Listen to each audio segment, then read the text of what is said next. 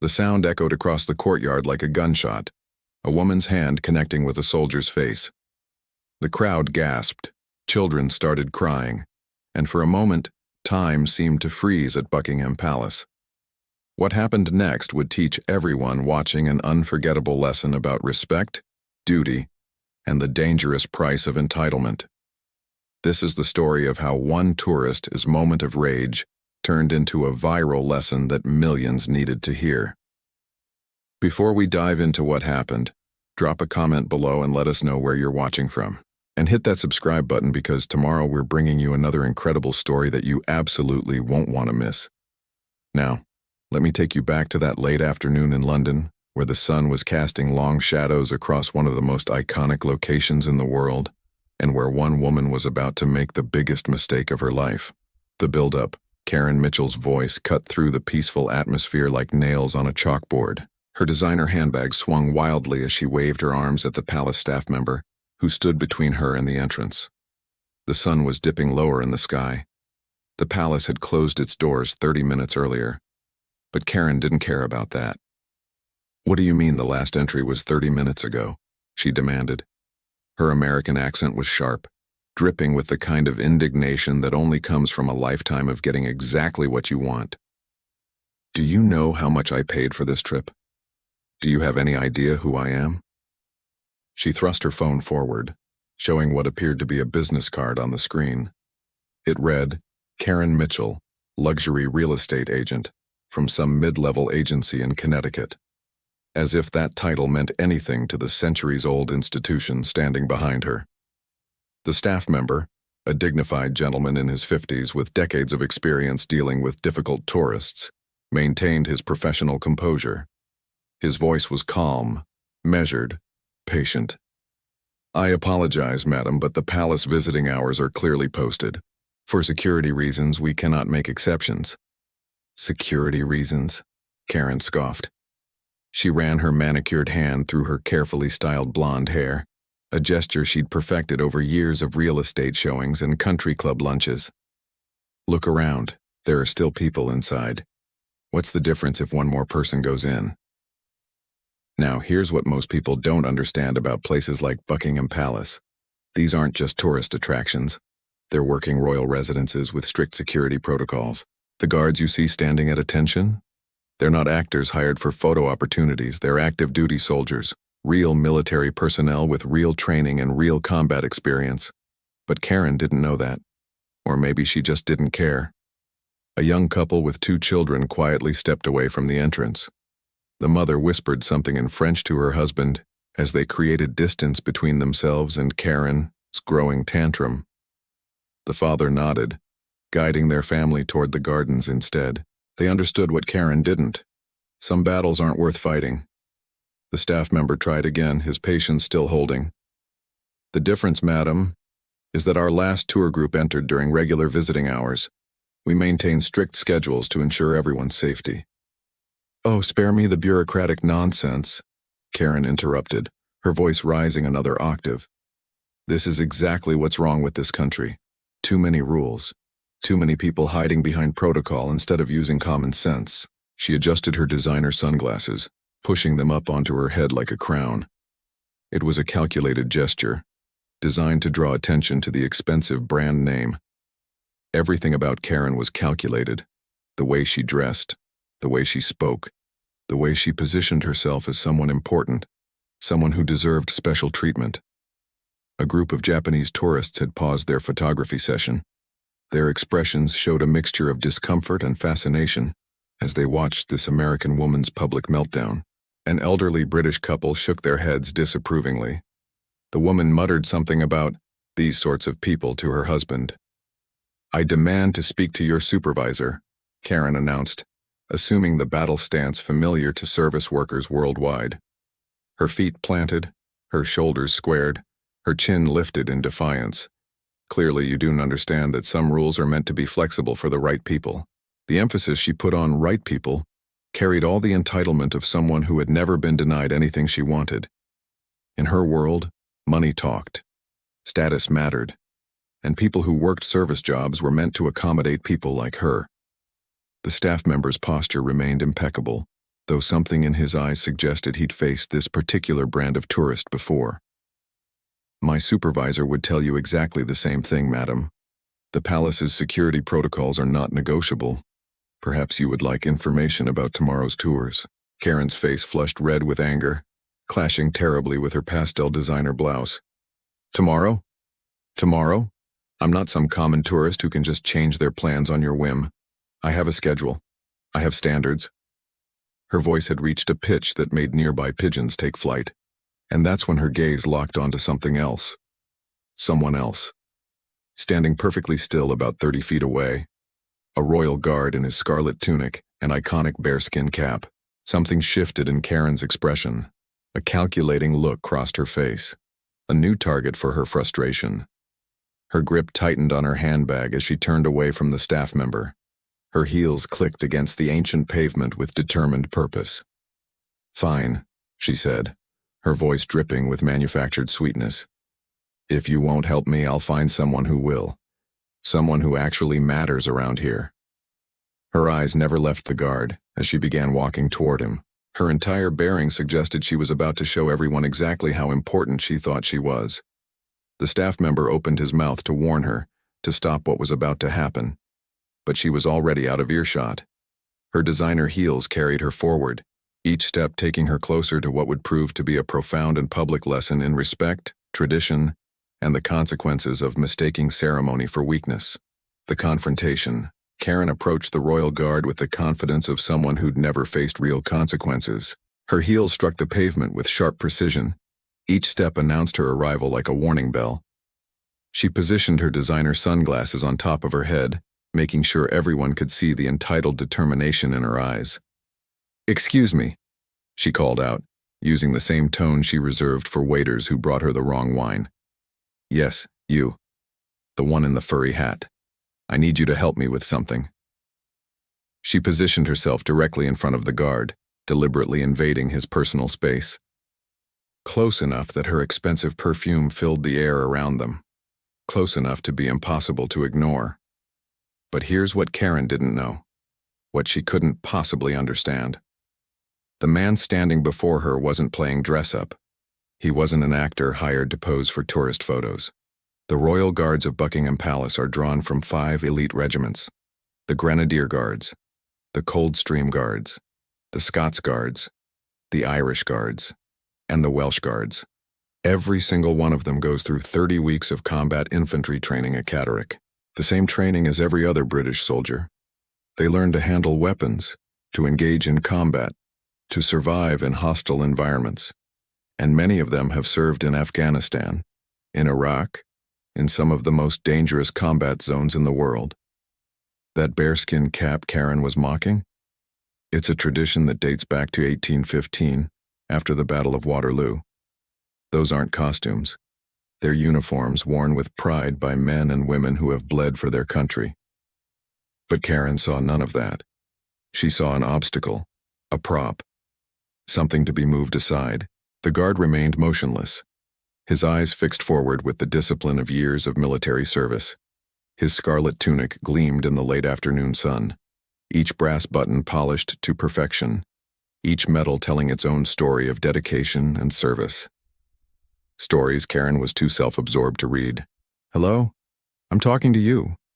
She waved her manicured hand in front of his face. Her diamond tennis bracelet caught the light. "Is this part of the show? Playing statue while paying customers or being mistreated?" Her voice rose with each question, drawing uncomfortable glances from passing tourists. A middle-aged couple hurried their children past. The father quietly explained to his curious daughter why the lady's behavior was inappropriate. The lesson was clear, even to a child. But not to Karen. "Look," she continued, her tone becoming more condescending with each word. "I understand you have your little routine here. It's cute, really. Very quaint." She adjusted her Gucci blouse, another habitual gesture designed to remind everyone of her self-perceived status. "But surely we can drop the act for a moment and you can tell your colleagues to let me into the palace." She leaned in closer. "I'm not just anybody, you know."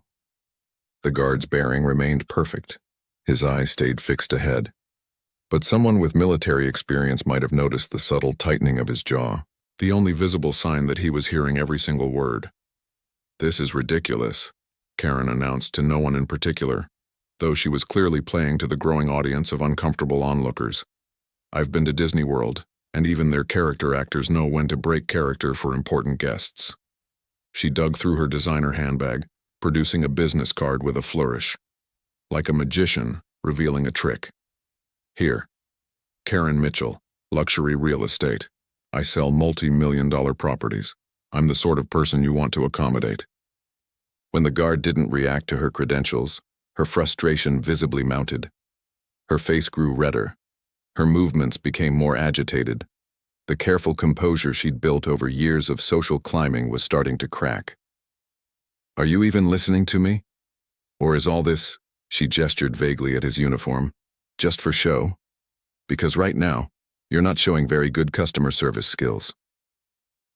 A group of British citizens had paused nearby.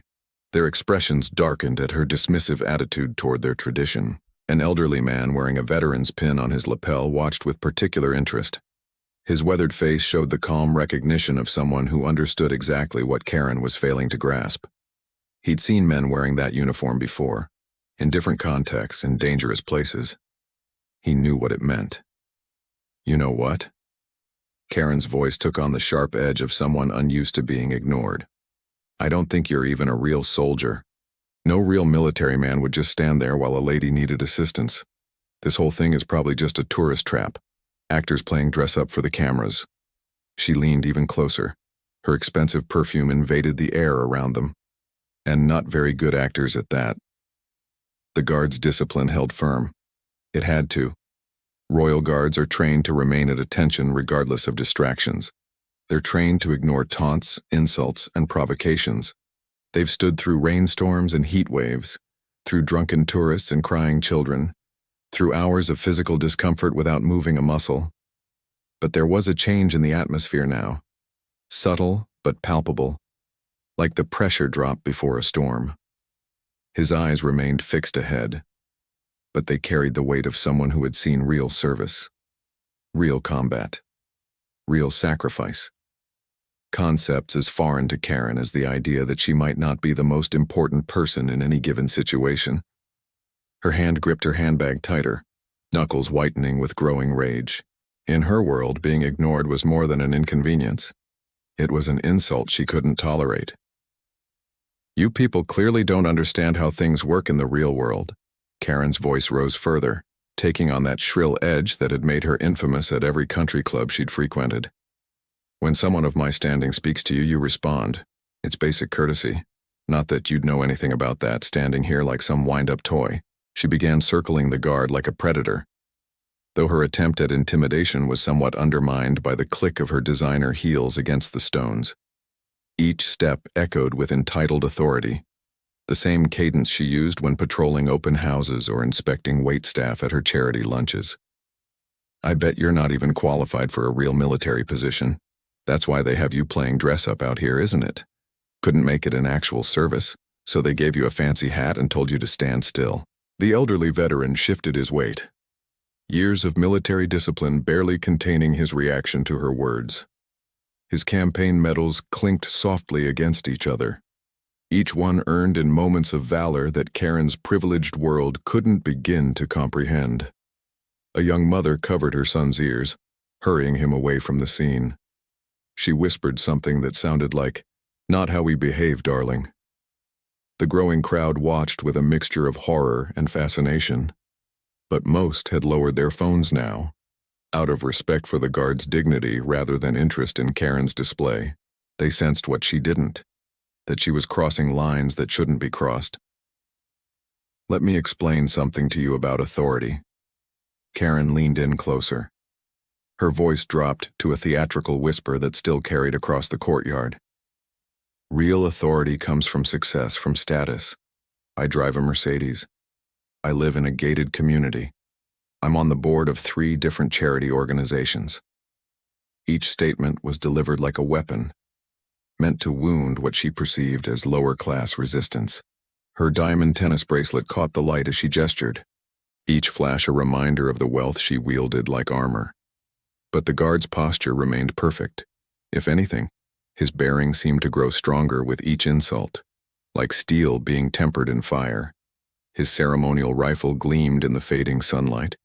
Years of military service had taught him about real authority, the kind earned through sacrifice, not purchased with platinum credit cards. A slight breeze stirred his plume, the only movement in his otherwise statue-like stance. The afternoon sun was sinking lower now, casting longer shadows across the courtyard. Time seemed to slow as Karen built toward something, some final act of disrespect that would cross the line from rude to criminal. "Oh, still playing soldier," she mocked, her frustration mounting at his continued silence. Her manicured fingers drummed against her designer handbag, a nervous tell that betrayed the first crack in her confident facade. "Does the Queen know you're out here embarrassing her country, making paying tourists feel unwelcome?" She fumbled in her bag, producing her phone with the same flourish she used to brandish business cards at networking events.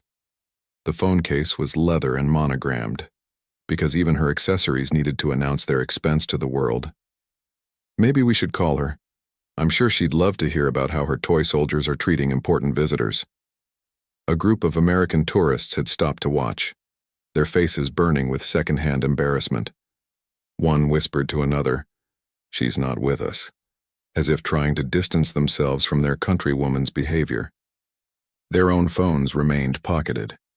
This wasn't entertainment. It was a display of everything wrong with entitled tourism. "You know what your problem is?" Karen's voice took on the same tone she used when berating restaurant managers. "You think this uniform, this little act of yours, makes you special. But let me tell you something. I've seen better security guards at the mall back home. At least they know how to treat VIP customers with respect." The veteran had moved closer now, his campaign medals catching the light, each one telling a story of real service, real sacrifice, the kind of stories that don't get printed on business cards or announced at charity galas. "This is your last chance," Karen announced, her voice trembling now, not with fear, but with rage. The kind of rage that comes from a lifetime of never hearing the word no. "Either drop this ridiculous act and help me, or I'll make sure everyone knows how you treat respectable visitors. I have connections, you know. One phone call and I could—" Her voice cut off abruptly. A young boy in the crowd asked his father, loud enough for everyone to hear, "Dad, why is that angry lady being so mean to the soldier?" The innocent question hung in the air, highlighting the absurdity of her behavior. Even a child could see it. But rather than causing Karen to reflect, the question only seemed to fuel her anger. Her face flushed deeper red. Her hand gripped her designer bag so tightly the leather creaked. She was building toward something that would cross a line even she hadn't dared approach until now. The moment. "You think you're better than me?" Karen hissed, her composure cracking like cheap veneer. "Standing there in your costume, ignoring someone who could buy and sell your entire year's salary with one commission check?" Her free hand raised slowly, trembling with rage. The afternoon sun caught her diamond rings, a glittering testament to the wealth she thought could shield her from consequences. The air seemed to crystallize with tension. The crowd held its collective breath. Everyone recognized what was about to happen. That moment when entitlement was about to collide head-on with immovable dignity. "Well, let me show you what I think of your precious protocol." The slap cracked across the courtyard like a gunshot. Karen's manicured hand connected with the guard's cheek in a strike that seemed to echo off the palace walls. Several tourists gasped. A child began to cry. Someone in the crowd muttered bloody hell under their breath. The sound hung in the air like an accusation, a moment of violence that would forever alter the afternoon's peaceful facade. The red mark appeared instantly on the guard's cheek. Angry, visible, a testament to the force she'd used. But here's what shocked everyone watching. The guard's head hadn't moved an inch, not a flinch, not a step back, not even a blink. Her hand had struck true, leaving that angry red mark on his cheek, but his posture remained unchanged, his discipline unshaken. If anything, his bearing seemed to grow more powerful, more present in the shocked silence that followed. This is the result of that 30-week training at Catterick. The mental discipline forged through years of service. The same discipline that keeps soldiers standing their ground under mortar fire, under enemy attack, under circumstances far more terrifying than an entitled tourist's tantrum. Karen stood there, her hand still raised, a mix of triumph and uncertainty flickering across her face. Perhaps she had expected him to break character, to crumble under her assault, to give her the reaction she craved. Instead, she found herself confronting something she'd never encountered before. Dignity that couldn't be slapped away. Strength that had nothing to do with power over others. Authority that came from within, not from bank accounts or social status. "There," she said. But her voice had lost some of its earlier confidence. "Maybe now you'll learn to show proper respect to, Madam." The word cut through the courtyard like a blade. Quiet, but carrying the authority of command. The kind of voice that had ordered soldiers in combat zones, that had made life-and-death decisions in hostile territory. The guard's eyes, which had remained fixed forward throughout her entire tirade, now turned to meet hers directly. And in that gaze was not anger, not hatred, but something far more terrifying. The calm, measured assessment of a warrior who had faced far worse than an entitled tourist. The look of someone who had seen real violence, real danger, real consequences. A pin dropping would have echoed in the silence that followed. Even the pigeons seemed to pause their cooing, as if sensing the gravity of the moment. The red mark on the guard's cheek stood out against his skin, not as a sign of weakness, not as evidence of her power, but as proof of her own lack of dignity, her own failure to understand what real strength looked like. "In my 12 years of service," the guard continued, his voice carrying the weight of real authority, "I've been shot at in Afghanistan, faced mortar fire in Iraq, and lost brothers in arms on foreign soil." Each word landed like a hammer blow against Karen's crumbling facade. The crowd pressed closer, not to gawk but to bear witness, to hear what this silent guardian had to say. "The uniform you mock," he said, his voice remaining level but carrying an intensity that made Karen's earlier shouting seem childish in comparison, "has been soaked with the blood of those who died defending the very freedom you abuse." Karen took an involuntary step backward, her designer heel catching on the pavement. The guard's presence seemed to fill the entire courtyard now, his bearing no longer ceremonial but radiating the true military authority that lay beneath the tradition. "This costume, as you call it, is worn with the pride of centuries of service. Each button, each medal, each crease represents the sacrifice of those who stood guard not just over a palace, but over the principles of duty, honor, and respect." The elderly veteran had moved closer, standing at parade rest, his own service medals glinting in the fading sunlight. His presence added silent testimony to the guard's words. Decades of shared sacrifice and understanding bridging the generations between them. Karen's mouth opened and closed, her carefully maintained composure dissolving under the weight of real authority. Her hand, the one she had used to strike him, now hung limply at her side, the diamond tennis bracelet no longer gleaming quite so proudly. "The mark you left." The guard's eyes flickered briefly to the growing crowd before returning to her face. "Will fade in minutes. But the mark you've left on your own character? That will last considerably longer."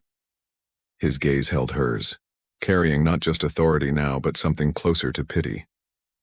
"Was it worth it, madam? Did striking a combat veteran make you feel more important?"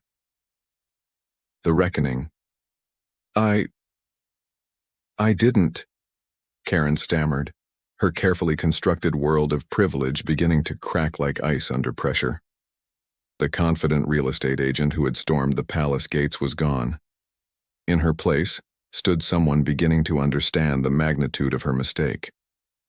The elderly veteran stepped forward, his bearing still military despite his age, shoulders straight, head high, every inch the soldier he'd been decades ago.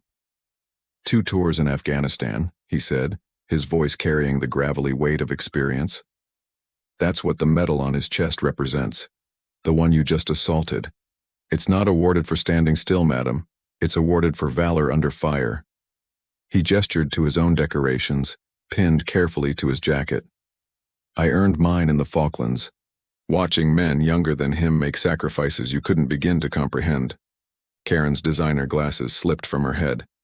They clattered to the ground unnoticed, the plastic cracking slightly against the ancient stones, a small casualty in a much larger defeat. The crowd had grown completely silent now, bearing witness to a lesson in humility being delivered with surgical precision.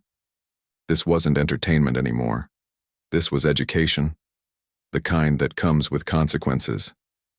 While you were concerning yourself with property values and country club memberships, the veteran continued, his eyes never leaving Karen's face, men wearing this uniform were patrolling hostile territories, risking their lives to protect the very freedoms you take for granted. His voice softened slightly but lost none of its edge, including the freedom to make a fool of yourself in public. A younger man stepped forward from the crowd. His bearing marked him as military despite his civilian clothes. Jeans and a t-shirt, but the way he carried himself told a different story. RAF, sir. He addressed the guard with quiet respect. 2 years ago, your unit provided cover for our evacuation in Helmand Province. Lost 2 of your men making sure our wounded got out. The guard nodded. Almost imperceptibly, the shared sacrifice hanging unspoken in the air between them. Words weren't necessary. They'd both been there. They both understood the cost. Karen's face had lost all color, her earlier bravado replaced by the dawning realization of exactly what kind of man she had struck. Not an actor, not a prop, but a soldier who had put his life on the line while she was choosing curtains for her Connecticut McMansion. The bearskin cap you mocked, the veteran's voice took on an edge of steel earned in battle, was earned in combat. The ceremonial rifle you dismissed represents centuries of service to crown and country. Every part of this uniform tells a story of sacrifice, duty, and honor. He paused, letting his words sink in. Concepts that clearly need explaining to someone who measures worth by the price of their handbag. Karen's grip on her designer bag had loosened, the status symbol suddenly seeming insignificant against the weight of real service. Her carefully applied makeup couldn't hide the shame that was beginning to color her cheeks. Mascara started to run, leaving dark tracks down her face. I watched men die wearing this uniform. The guard spoke again, his voice carrying the quiet authority of someone who had commanded in battle, not just boardrooms. Young men, brave men, who understood something you clearly don't, that some things in this world are worth standing for, worth sacrificing for, worth protecting. He paused, and the silence stretched. Not because they bring wealth or status, but because they represent values greater than any individual. 2 police officers had appeared at the edge of the crowd, their presence professional but unhurried. They recognized what was happening. This wasn't just an arrest in the making. This was a necessary lesson being delivered. They could wait. Each morning, the guard continued, the red mark on his cheek now fading like Karen's pretensions of superiority. We spend hours preparing this uniform, not for tourists' photos, not for show, but out of respect for every man and woman who has worn it before us, who has died wearing it, who understood its true meaning. The veteran touched his campaign medals again, each one a testament to battles fought long ago. The discipline you mocked? It's not an act. It's the same discipline that keeps men standing their ground under fire. That helps them put duty before comfort, service before self. He looked directly at Karen now, his gaze unwavering. Something that can't be bought with any amount of real estate commissions. In the United Kingdom, assaulting a member of the armed forces isn't just assault. It's a specific offense under military law. The maximum penalty? 6 months in prison, a fine up to £5,000. If the assault is aggravated, if it causes actual bodily harm, that jumps to 2 years behind bars. But more than the legal consequences, there's the social ones. In Britain, the Royal Guards aren't just soldiers. They're symbols of national pride, traditions stretching back centuries. Attacking one isn't just attacking a person, it's attacking everything they represent. And the internet? The internet never forgets. "So what happens now?" the guard asked, though his tone suggested he already knew the answer. The law regarding assault of a royal guard is quite clear, but more than any legal consequence, you'll have to live with the knowledge that your moment of entitlement led you to strike a combat veteran. He let that sink in. Someone who's bled for the freedoms you abuse. The police officers moved forward with quiet efficiency. One of them, a female officer with graying temples, spoke with the weary recognition of someone who'd seen this scene before. "Madam, you'll need to come with us. Assaulting a member of His Majesty's Armed Forces is a serious offense." Karen's expensive mascara had begun to run in earnest now, the tears finally coming. Not tears of remorse yet, but tears of someone finally understanding that actions have consequences, that money can't fix everything, that some lines, once crossed, can't be uncrossed.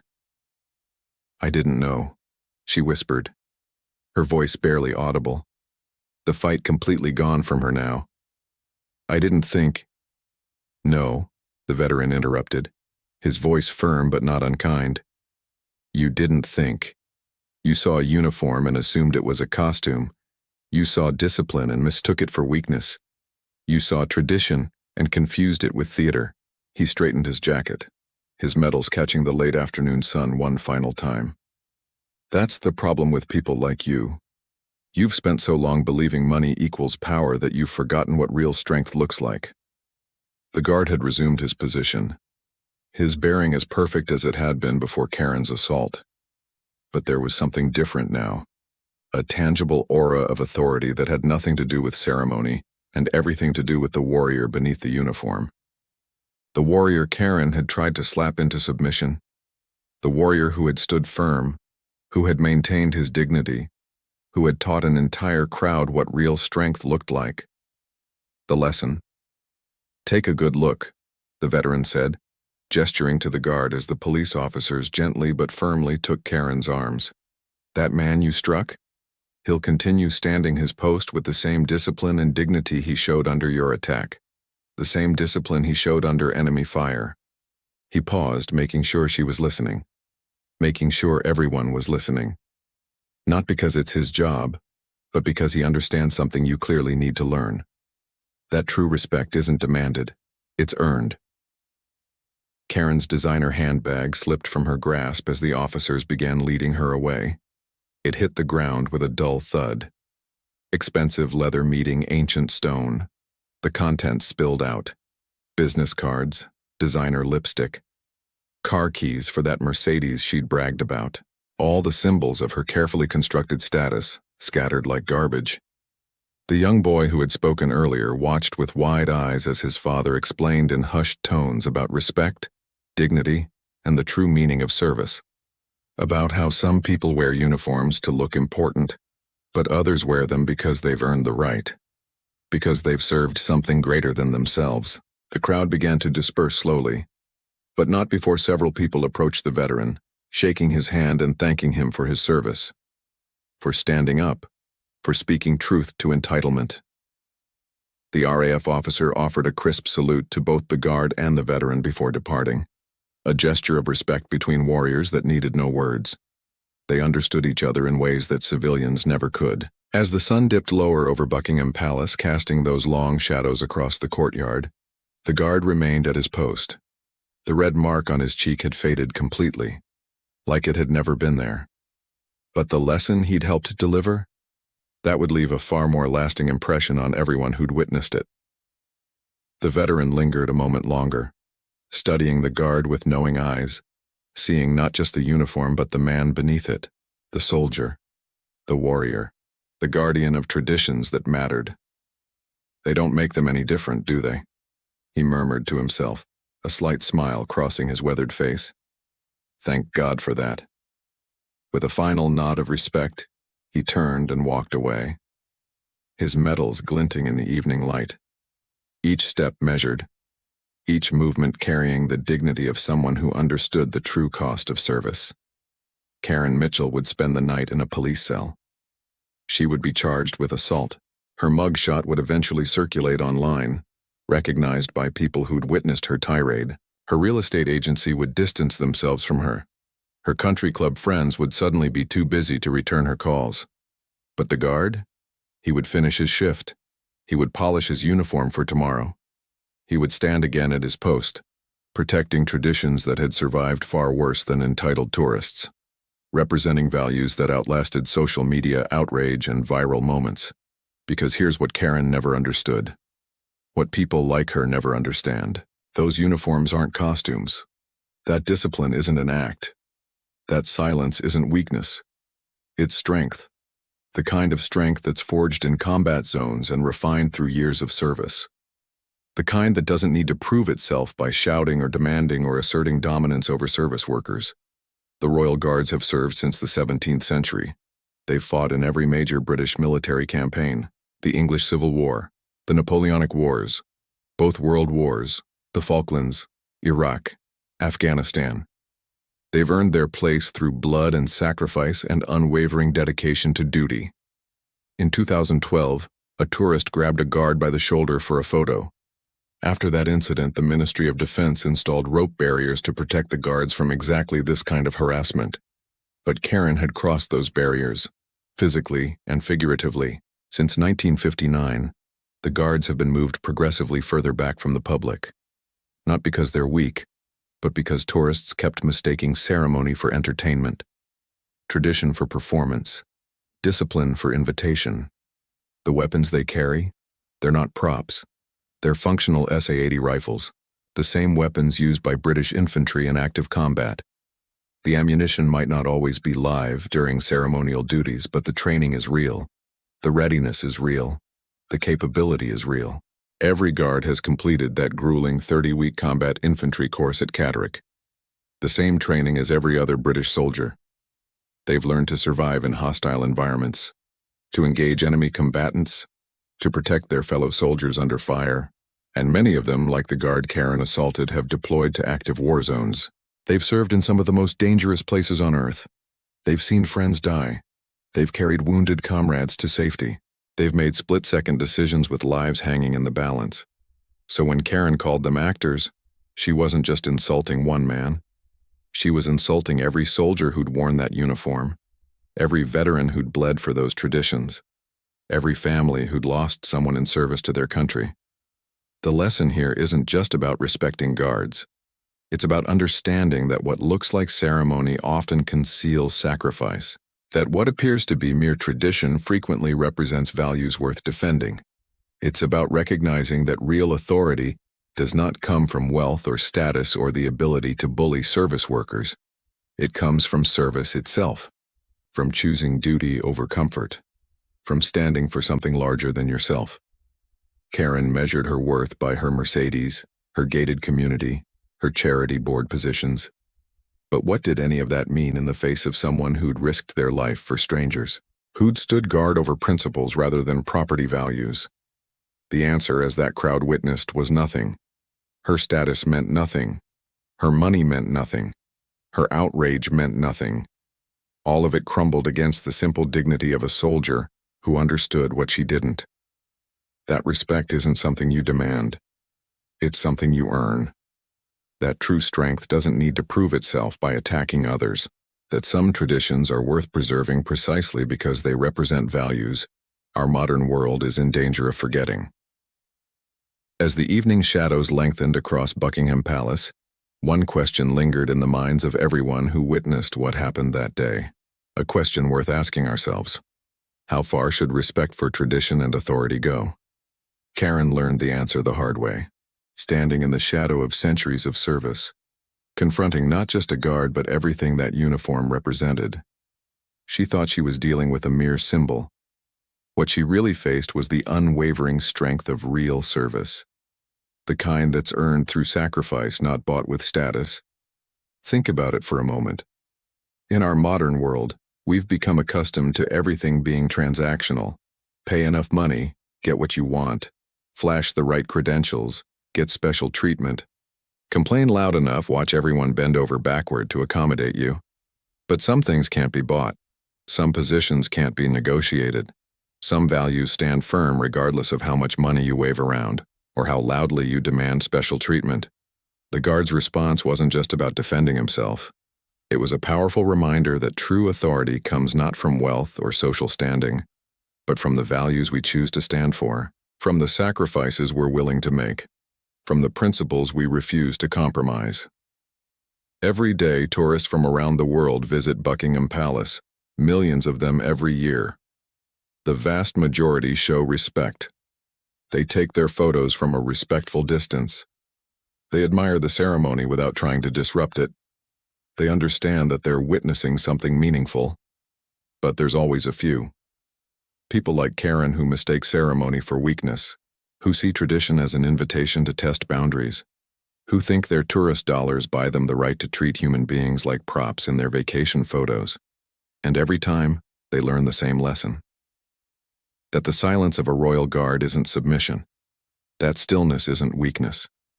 That discipline isn't an act you can break by being rude enough. Here's something most people don't realize. The royal guards have a saying, a motto they live by. Steady the drums and fifes. It comes from the Battle of Fontenoy in 1745. When the British forces were under heavy fire and starting to waver, that command rang out. Keep the rhythm. Maintain discipline. Stand firm. And they did. Against overwhelming odds, against fear and chaos and danger, they stood firm. That same spirit flows through every guard standing at Buckingham Palace today. The same DNA of service and sacrifice and unwavering dedication to duty. So when you see them standing there in their scarlet tunics and bearskin caps, remember what you're really looking at. Not actors, not decorations, but warriors, guardians of traditions that have survived centuries, precisely because they matter. The guard Karen assaulted went home that night. He cleaned his uniform. He polished his boots. He prepared for the next day's duty, because that's what soldiers do. They continue, they persevere, they stand firm regardless of insults or assaults or viral moments that will be forgotten in a week. Karen went to jail. Her story went viral for all the wrong reasons. She became an internet cautionary tale about entitlement and consequences, her reputation in tatters, her comfortable life disrupted. All because she couldn't show basic respect to someone in uniform. Was it worth it? That moment of rage? That need to assert dominance over someone she perceived as lower status? The answer obviously is no. But here's the deeper question we should all be asking. How often do we make smaller versions of Karen's mistake?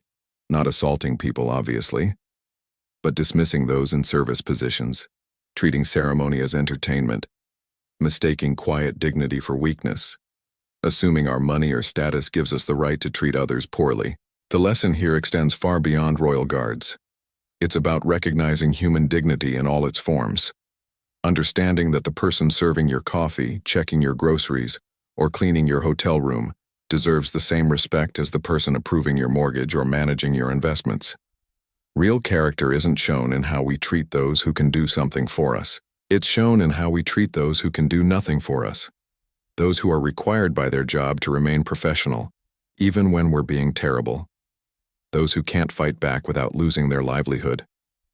The guard could have lost his composure, could have responded with anger, could have let Karen's insults break his discipline, but he didn't, because he understood something she didn't, that maintaining dignity in the face of disrespect is its own form of victory. As you go about your day, your week, your life, remember the image of that guard standing firm. Remember the veteran speaking truth about sacrifice. Remember the crowd bearing witness to a lesson in respect that too many people need to learn. When you visit historical sites, monuments, or places of ceremony, remember that what you're seeing often represents values worth preserving, stories of sacrifice worth honoring, traditions maintained not because they're quaint or photogenic, but because they connect us to something larger than ourselves. And when you encounter people in service positions, whether they're wearing military uniforms or retail name tags, remember that you're dealing with human beings. People with their own stories, their own struggles, their own dignity that deserves respect, regardless of your mood or needs or sense of self-importance. The Royal Guards will continue standing their posts long after Karen's story fades from memory. They'll continue representing duty, honor, and service. They'll continue teaching lessons to those willing to learn. And occasionally, they'll continue reminding entitled tourists that some lines shouldn't be crossed. What would you have done in the guard's position? Could you have maintained such dignity in the face of disrespect? Could you have responded with measured authority instead of anger? Could you have turned a moment of assault into a teaching moment for everyone watching? These aren't easy questions, but they're worth asking. Because life will present all of us with moments when our character is tested, when someone treats us poorly, when we're disrespected or dismissed or attacked, verbally or physically. In those moments, we have choices. We can respond with equal hostility. We can sink to their level. We can let their behavior drag us down into the mud with them. Or we can stand firm, maintain our dignity, respond with the kind of measured strength that actually teaches something valuable. The guard chose the latter, and in doing so, he reminded everyone watching what real strength looks like.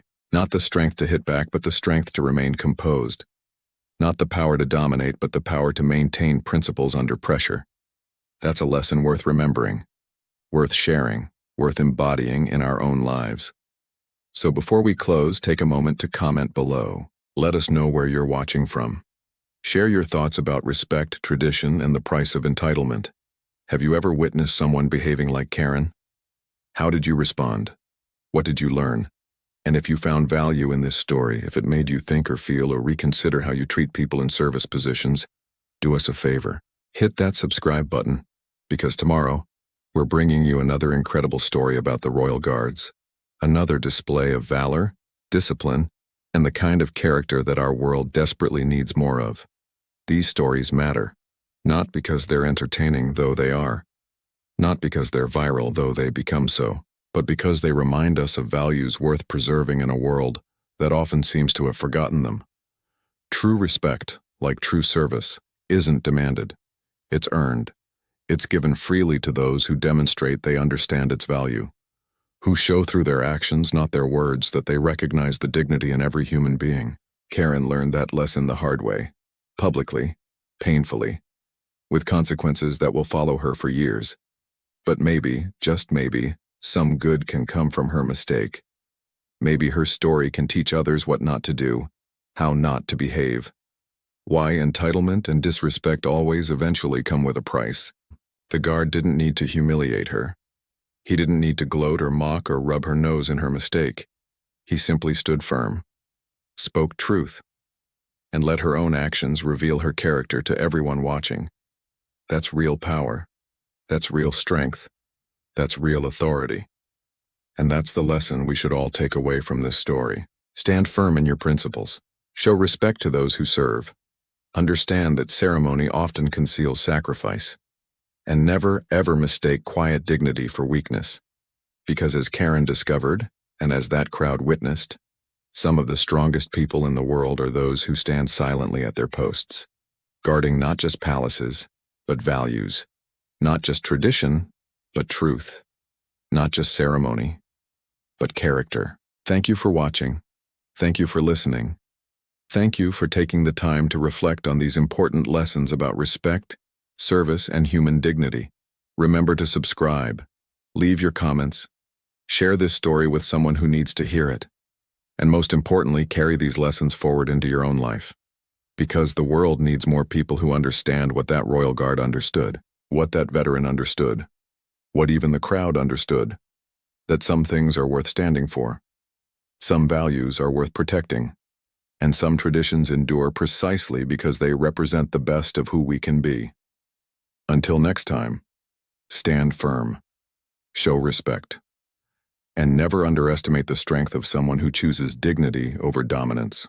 This has been the story of how one tourist's moment of rage became an unforgettable lesson in respect.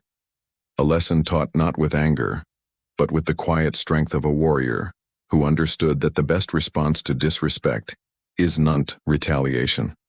It's maintaining the dignity they tried to take from you. See you tomorrow for another remarkable story.